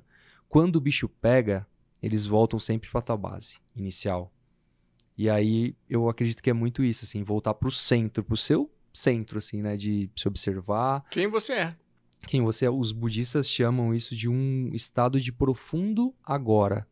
Não é passado, não é presente, não é futuro. O momento que a gente está aqui é não querer estar em nenhum outro lugar, é acreditar que, pô, eu posso fazer, tô tentando, né, ser o melhor que eu posso ser nesse estado com os recursos que eu tenho agora, né? Mas tirando uma máscara, sendo você quem é de verdade. Exato, genuinamente, porque né? Outro em expressão. problema, e você vê isso, por exemplo, quando a gente foi morar fora e a gente vê quando vão casais que se mudam lá e que perdem a referência. Pega uma água pra gente lá. Eles perdem a referência de quem são, porque o meio ambiente, meio que, se você está numa família, numa empresa, já tem umas expectativas que você, né, vai seguir algumas regras. Quando você viaja e sai, as pessoas não sabem quem você é. Exato. Tem gente que pira com isso. Da mesma maneira, tem um amigo meu que faz retiros de silêncio. Tá? Então... eles ficam uma semana inteira sem falar. E começa o primeiro dia que não fala muito, né, mas fala ainda, depois começa a desconectar, e daqui a pouco você pode até ter uma pessoa no teu quarto com você, mas tem um código de silêncio ali que não vão se falar. Tá? E você passa muito tempo sozinho meditando. Né? E tem gente que chora, e tem gente que pira. E tem gente que, sabe, tipo, chega no final, todo mundo é uma jornada completamente diferente, mas porque como você está sozinho e a gente... É um sozinho diferente, porque é um sozinho prestando atenção em você, na tua situação. Tipo, a maior parte das vezes as pessoas estão muito incomodadas. Né? Quando eu digo, por exemplo, que medito, e meditar é super mega hardcore, para o pessoal que acha, isso é soft, não sei o quê, então vá lá, você, quero ver você. Tipo, eu também fiz jiu-jitsu, fiz Muay Thai aqui, o cara faz boxe aqui, tipo, os Jedis meditam, porra, os ninjas meditam, então não me venha com um nhenhenhé de que, não, é mega power. Mas eu vejo, no fundo, uma pessoa muito incomodada com ela mesma. Se você não consegue meditar, no fundo, por que você não consegue ficar sozinho? Qual que é o desconforto, né? E por que você está fugindo dele? É. Vá lá e conversa com você mesmo. É a pessoa mais interessante no mundo, pombas. Mas se você precisa sentar e se ouvir. Né? Então, e tem outra frase que eu gosto muito, que você não é a voz que fala, você é quem ouve. Né? Porque vozes vão ter muitas, e tem a vozinha que não cala. A gente nasce com isso. Tem um monge budista que escreveu um livro chamado A Alma Sem... Como chama o que coloca no cavalo? Cabresto? Sem cabresto. A alma sem cabresto. The Untethered Soul. Ele fala muito sobre isso, de que nós nascemos e imediatamente uma voz dentro de nós que não é quem nós somos. Ela está lá. Ela faz parte de nós. Mas a voz está o tempo inteiro dizendo, aqui está quente. Eu sei que está quente. Por que você está me dizendo que... Tipo, a voz vai te falar isso. Você ele está usando uma coisa vermelha. Eu já sei disso. Eu não sou quem está falando isso. Eu já sei disso. Eu o escuto. E aprender a lidar com esta voz... certo? E a direcioná-la, porque ela está lá, ela vai estar lá. Isso faz parte fundamental da meditação e do processo de crescimento. E, de novo, vem assim, como eu reajo, e olhar sobre esta reação e dizer, eu tenho controle sobre ela, os animais não têm. Né? Tem aquela frase do Viktor Frankl que eu gosto muito. Entre o momento que acontece alguma coisa e a nossa resposta, tem um espaço, o espaço tem uma escolha, e na escolha reside nossa liberdade e nosso crescimento. Acho que essa é a frase. Então tem um espaço, aqui tem uma escolha. Tem uma escolha. Se eu não escolho, também escolhi. Pelo menos a partir do momento que eu estou alerta em relação a que eu sei que isso existe. Mas se eu paro para olhar, uma pessoa me fecha no trânsito, eu tenho uma reação automática. Porra, fui lá botar um monte de coisa. Ou eu posso dizer, isso é um tipo de agressão, como eu lido com ela? Uma forma mais elevada ou não? Tipo, isso vai acontecer o tempo inteiro. A pessoa olhou de um jeito torto. A pessoa entrou e não me deu bom dia. Ela pode estar com um monte de problemas, coitada. E eu, em vez de ir lá abraçá-la e perguntar como eu posso te ajudar, eu digo, babaca, arrogante, não me deu, né, pessoa esquisita, não sei o que. Você diz, por quê? Porque você está projetando coisas, mas você não parou para pensar na tua reação. É o tempo inteiro isso, principalmente para quem é líder. Essa conversa é fundamental. Até essa visão, Raul, que você trouxe, eu chamo isso... eu faço 2 tipos de meditações. Principalmente quando eu tô nessa vibe que o nível de estresse aumenta. Normalmente eu faço uma, quando isso aumenta, eu já implemento uma meditação de visualização criativa. Por que eu faço isso? Diálogos internos, que é o que você acabou de falar agora. Esse self-talk, que a gente tem, esse eu nosso que está conversando com a gente o tempo todo, a gente vai deixando esses diálogos eles irem aumentando, se repetindo, e entra naquela máxima dos 70 mil pensamentos do dia, dos 70 mil, 80% são negativos, e aí começa a ficar pior o negócio. Se a gente não para e tem esse momento de visualização mesmo, fala, desde anotar, como você falou do dia perfeito, né? Anotar 10 coisas que você é grato durante o dia, pelo menos, acordar de manhã e anotar isso. E visualizar as coisas. Tem uma coisa que eu aprendi bastante, né? E tem vários livros sobre isso, né? De autodesenvolvimento, autoconhecimento e tudo mais, sobre esse poder de mudar a realidade. Tem muita gente que confunde essa visão de criatividade e não tem nada a ver em pensar nisso e isso acontecer, né? Que fique claro. Mas nada pode ser construído na nossa mente se houver conflito. Que é o que você falou sobre dinheiro, sobre, não, eu quero ser o melhor empresário e tal. Tá, mas tem conflito de dinheiro? Tem conflito de relacionamento? Você quer ver um exemplo típico da nossa área? Por que o empresário ou empresária não investe no treinamento da equipe? Por quê? Porque tem um bloqueio mental em relação a desenvolver os outros, a vai passar o lugar deles, né? Por quê? Sim. Né? Por que eu não faria... É o pessoal que está no dia a dia, trabalhando na minha empresa, fazendo isso, por que eu não invisto na melhoria deles? Não é pelo dinheiro, não é pelo tempo. Tem alguma coisa anterior e que vem de uma crença pessoal muito forte minha. É uma decisão que eu tomei, não vou investir nessas pessoas. Porque eu vou dar certos benefícios ou não vou. Porque eu vou dar oportunidades para um tipo de pessoa, não vou. Certo? Tipo, o tempo inteiro volta assim, quem eu sou, no que eu acredito, por que eu estou fazendo isso. E a jornada seria passar a estar cada vez mais consciente desse processo e conviver com as imperfeições como oportunidades. Perfeito. Né? Porque se você começar a se martirizar de que você não é perfeito, meu Deus do céu, nós somos uma máquina ambulante de imperfeições, todas elas, certo? Você pode olhar para isso e dizer, meu Deus do céu, né? Tipo, então não vou nem tentar, ou, né? Ou vou dizer, que legal, certo? Eu vou, tipo, vamos uma coisa por vez, né? Quem já entrou, eu me lembro uma vez, a gente estava acampando e o dono do camping era pai de uma amiga nossa. E ele comprou um terreno do lado que tinha um barracão abandonado que era coisa de filme de americano de terror, daqueles que os adolescentes, na época eu tinha 16 anos. E ele falou, vocês vão arrumar isso aqui. E a gente deu tanta risada, porque tinha tudo que você puder imaginar. Pneu velho, barco, coisa quebrada, coisa de pescar, tudo assim, tudo empoeirado. E eu me lembro da gente olhar e dizer, bom, vamos começar por aqui? Porque se você olhar para tudo, não dá, é impossível. Isso aqui a gente consegue? Consegue. Então tá bom. E aí tá a sensação primeiro de controle, de vitória, né? Do small win, das pequenas vitórias. Você diz, amanhã a gente pode voltar e fazer o segundo, né? Do lado. Outro dia eu estava vendo um estudo do basquete americano. Eles pegaram uma quadra de basquetebol e dividiram em quadrados. E eles sabem todas as porcentagens estatísticas de todos os quadrados. Cara, é uma visão muito aprofundada, certo? É muito nerd, se você parar para pensar. Muito. Mas então eu sei da onde vale a pena arremessar ou não. E aí você vai ver que eles começam a fazer mais tiros de 3 do que de 2, porque a relação custo-benefício é bem melhor. Então os melhores times passam a fazer isso. Quando você olha, por exemplo, o jeito que o Pep Guardiola joga, tá? Tanto no Barcelona quanto no Manchester City, ele diz, eu vou estar com a bola a maior parte do tempo. Então, o time dele, basicamente, ele tem um grande indicador de performance. Eu vou estar com a bola. Tá? Então, isso significa que quando eu não estou com a bola, eu tenho que ter um tipo de atitude, porque eu quero a bola de volta, certo? Quando eu estou com a bola, eu não quero perdê-la, porque né, eu nunca vou tomar um gol já de cara, se eu tô com a bola. Não existe. O outro, né? A não ser que eu faça um passe, né, e um gol contra, infeliz, né? Tipo, mas a probabilidade estatística Aí você começa a ver, por exemplo, o número de escanteios que tem num jogo do Barcelona ou do Manchester City é ridiculamente baixo. Por quê? Porque eu não dou chutão. Eu não faço ataque besta. A bola fica no campo. Fica ali o tempo inteiro e eles sabem exatamente para onde, para quê. E então você pega jogadores que jogam com o Pep Guardiola, ele entra no treino e diz para eu ficar um passo para o lado. Um passo. Ele diz, pombas, ninguém tá... Tipo, eu sou profissional, eu tô na seleção nacional do meu país. Detalhe. Ele entra e diz, eu estou vendo a próxima jogada. Certo? Ele dizia, eu quero você aqui. Cara, eu vi isso da mente do Messi. Você chegou a ver esse vídeo ou não? Não. Cara, um vídeo sensacional. Vou te mandar depois.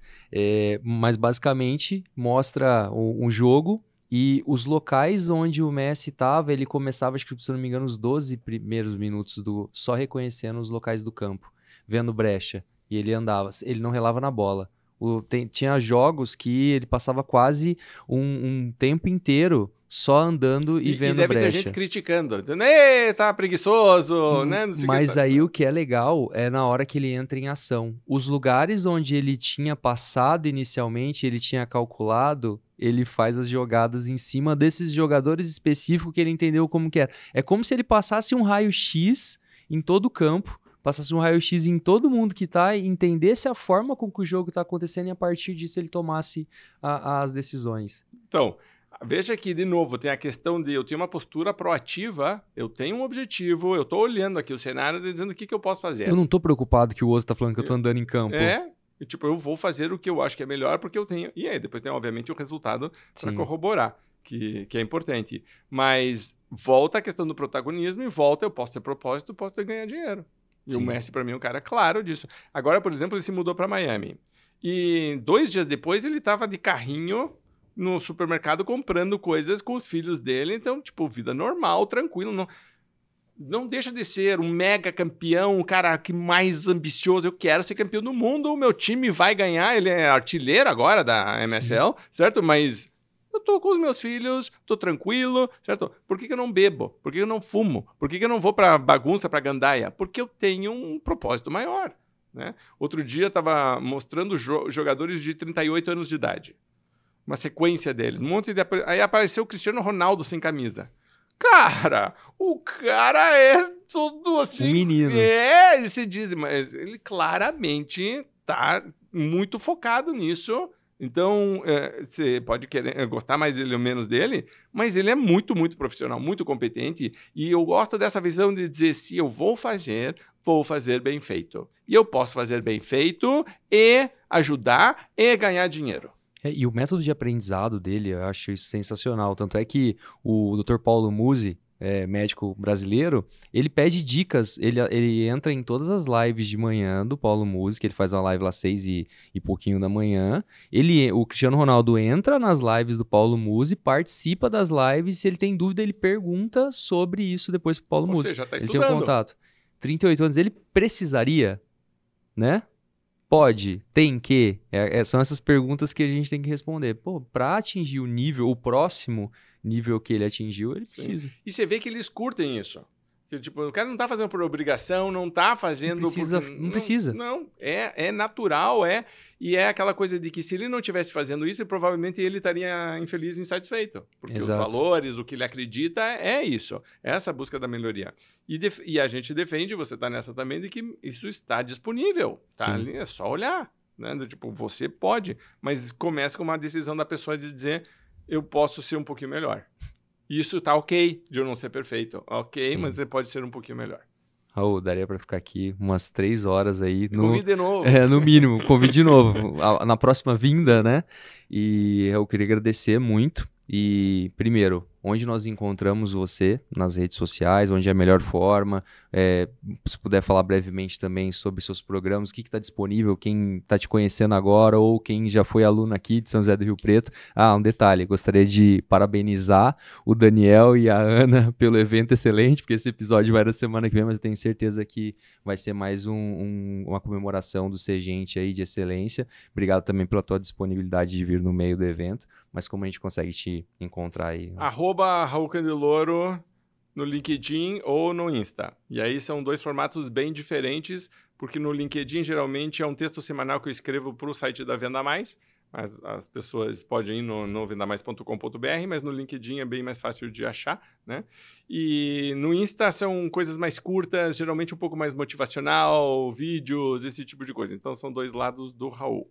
E programas, a única coisa que tem aberta agora, especificamente, é o programa que eu estava te contando do Mentoria Alpha, que são encontros quinzenais, mas é só para quem é gerente de vendas. Entendi. Gerente de vendas. Então, diretor não. Diretor provavelmente vou fazer um processo diferente. E se é vendedor ou supervisor, também não. Aí, então, tem material no próprio site Venda Mais, outras coisas para fazer isso.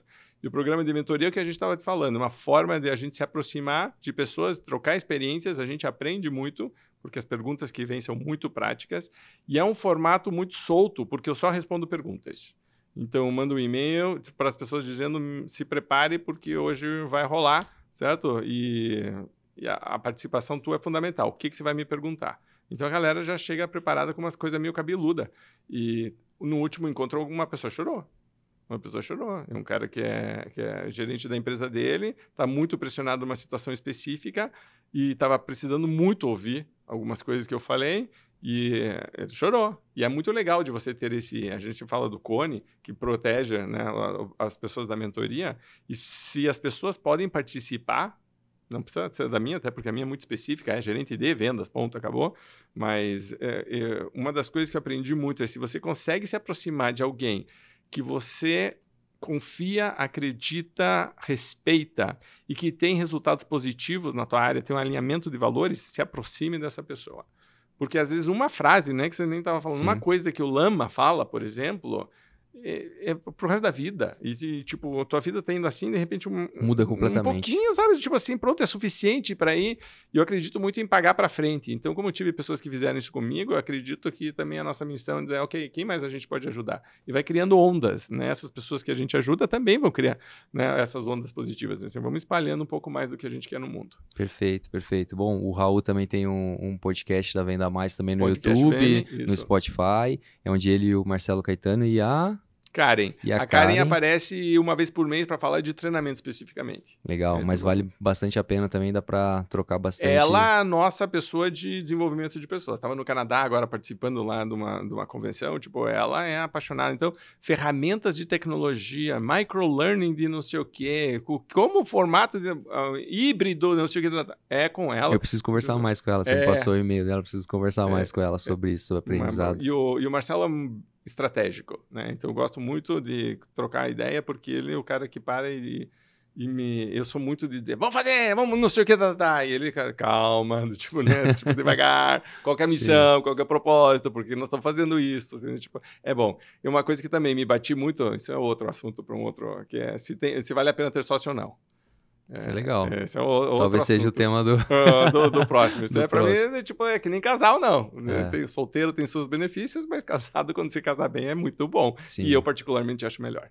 Muito bom, muito bom. Raul, gostaria de agradecer e só pedir mais uma coisa, uma mensagem final para quem está assistindo. Bom, obrigado também pelo convite. Estou acompanhando à distância a tua trajetória e sempre que eu falo com você, a conversa é inteligente, o projeto é bacana, estou vendo coisas novas, estou te estimulando a fazer teu grupo de mentoria. Olha aqui, estou falando aqui em público. Aqui, compromisso. Eu acho que você pode beneficiar muita gente e se beneficiar com isso também. E o meu último recado, eu vou repetir 2 frases que eu falei, que eu acho que elas são super importantes. A primeira é: lembre que a tua principal prioridade é fazer com que a principal prioridade seja a principal prioridade. Tá? Eu uso muito a analogia, você usou uma imagem que eu uso, da pessoa se autoesculpindo, mas quando perguntaram para Michelangelo como ele tinha feito Davi, né? E se você não foi para Firenze ainda, vá para Firenze, na Itália, e veja na academia, acho que está a estátua de Davi, ela é impressionante. E ele falou, Davi já estava na pedra. Eu tirei tudo que não era Davi. Eu acho isso tão forte. Muito forte. Tão forte. Então, e é uma das coisas que eu digo muito para as pessoas. A gente não tem que fazer mais coisas, não tem que colocar mais. Tire. Simplifique e tire tudo que não é Davi. O que é Davi para você?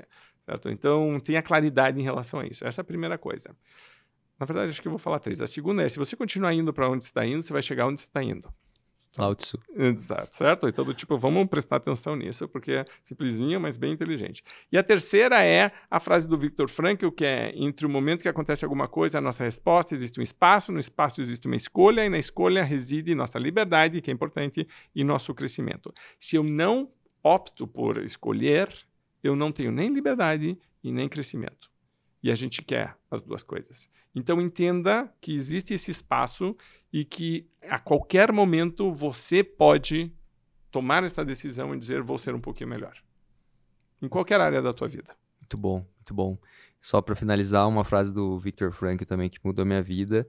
Ele fala no livro dele, no Em Busca de Sentido, que o oposto da felicidade não é a tristeza, mas sim a apatia. Então, essa vida mediana, essa normose, até na Bíblia está escrito, né? Não sejamos mornos em vários momentos. Então, de certa forma aí, acenda e a gente se vê no próximo podcast.